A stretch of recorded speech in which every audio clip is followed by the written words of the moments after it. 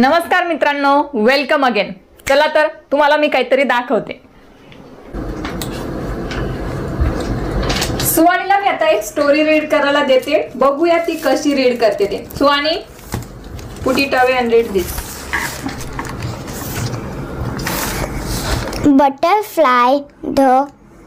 Butterfly and the flowers. There was a big garden full of trees and flowers. Very good. But the flowers had no colors. So they were all very sad. One day, a beautiful butterfly came to the garden. It asked the flowers, "Why do you look so sad, friends?" Very good. Next. The flowers said, "We are sad because we have no color." The butterfly said, "Don't be sad. I have a friend called Rainbow. It has many beautiful colors. It will sure help you." It will surely help you. It will surely help you. Very good Suvani.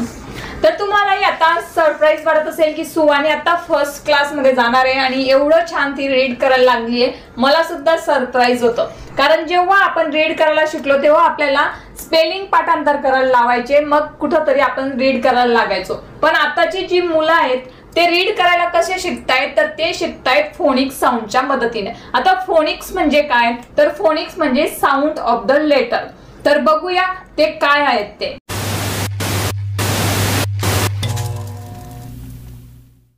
तर आता तुम्ही मागच्या clip मध्ये बघितलं की सुवाणी एकदम छान read करते, तर ती कसं शिकली, तर त्याच्या मागे खूप लॉंग प्रोसेस आहे, ती आपण आजच्या व्हिडिओमध्ये स्टेप बाय स्टेप बघणार आहोत। तर जेव्हा आपण रीड करायचं शिकलो तेव्हा आपण स्पेलिंग पार्ट करत होतो, जसे की CAT cat, BAT bat, DOG dog, आणि त्याचप्रमाणे आपण आपल्या मुलांना सुद्धा शिकवत असतो। A for apple, B for ball, C for cat, बस आपण त्यांच्याकडून फक्त असं पाठांतर करून घेत असतो। पण आताच्या इंग्लिश मीडियम मध्ये आणि फॉरेन कंट्रीज मध्ये मुलांना फोनिक्स साऊंड शिकवले जातात। तर फोनिक्स साऊंड म्हणजे काय, साऊंड ऑफ द लेटर। जसे की A आहे तर त्याचा साऊंड काय आहे, B आहे त्याचा साऊंड काय आहे, हे जर आपण मुलांना शिकवलं तर मुलांना रीड करायला खूप सोपं जातं। आणि हीच कॉन्सेप्ट, फोनिक्सची कॉन्सेप्ट आता मुलांना रीडिंग साठी अप्लाय केली जाते इंग्लिश मीडियम मध्ये सुद्धा। आणि फोनिक्स मुलांना नर्सरी, LKG, UKG मध्ये शिकवले जातात।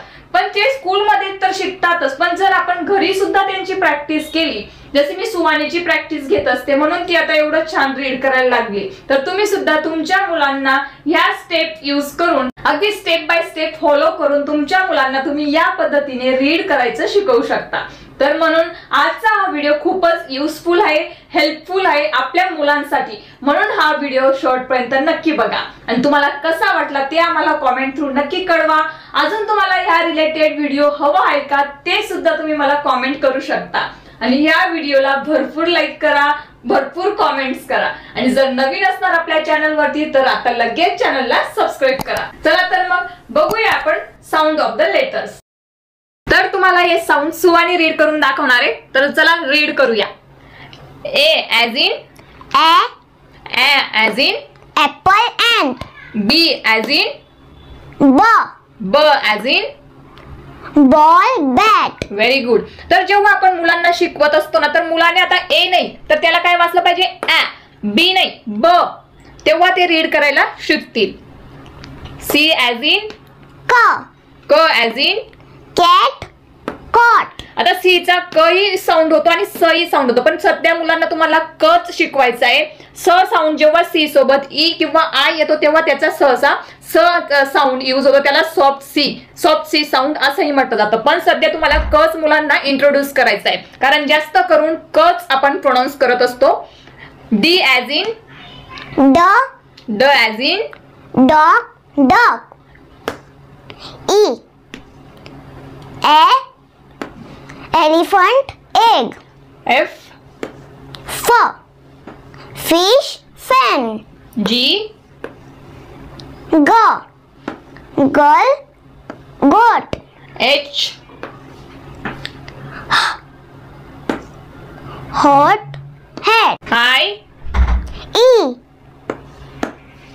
Igloo, ink. J.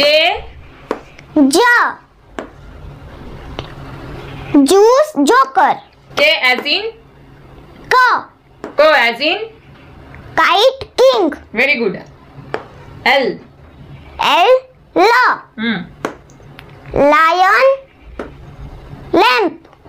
M as in Ma, as in monkey. अजून एक शब्द सांग म चा. Mom, Very good. N as in no. Net, nose. O as in O, orange, off. अजून एक शब्द सांग. O चा O चा. Octopus, Very good. Now P.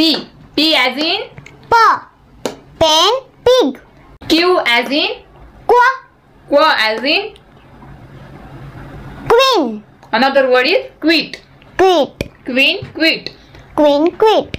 R as in R, as in rose, rat. S as in Sir, snake, sun. T as in Top, tiger. U as in as in Umbrella. V as in Village van. very good. W as in Wind wall. very good. X as in X-ray. very good.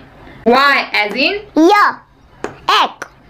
Z as in Zebra. very Zoo. good. आता बघूया, आता मुलं हे sound शिकली त्याच्यानंतर ते कसे apply करतात ते आपण बघणार आहोत. आता बघूया इथं एक शब्द लिहिलाय. स्वारी कसं रीड करणार? Cat. Very good. तर अशा पद्धतीने ते अप्लाय करत असतात.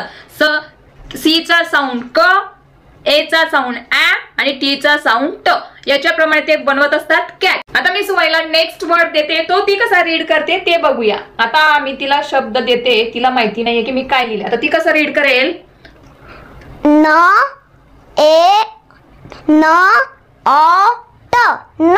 Very good. तर अशा पद्धतीने तिने एनचा साऊंड ती शिकली आहे न, त्याच्यानंतर अ, त्याच्यानंतर ट.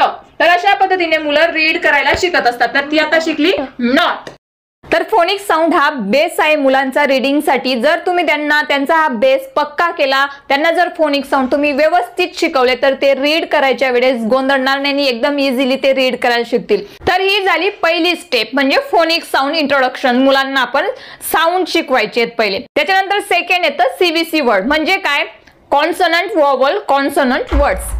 त्यालाच आपण सीबीसी वर्ड्स म्हणत असतो, म्हणजे 3 लेटर्स वर्ड्स. जसे की आता सुवानीचं हे आहे UKGचं बुक आहे. मी फक्त तुम्हाला एक्झाम्पल साठी सांगते. तर त्यांनी पहिले काय शिकवलंय तिला? ओ साऊंड जर त्यांना इथं शिकवायचा असेल तर आधी ते ओ साऊंडचा त्यांना सांगून देतात ऑ. त्याचे त्यांनी 5 वर्ड्स दिलेले आहेत. Orange, octopus, Ox, ostrich. त्याच्यानंतर हे त्यांना साऊंडचं इंट्रोडक्शन केल्यानंतर ते येतात सीबीसी वर्ड वरती, म्हणजे कॉन्सोनंट, व्हॉवल आणि कॉन्सोनंट वर्ड. जसे की COB, Cob, JOB.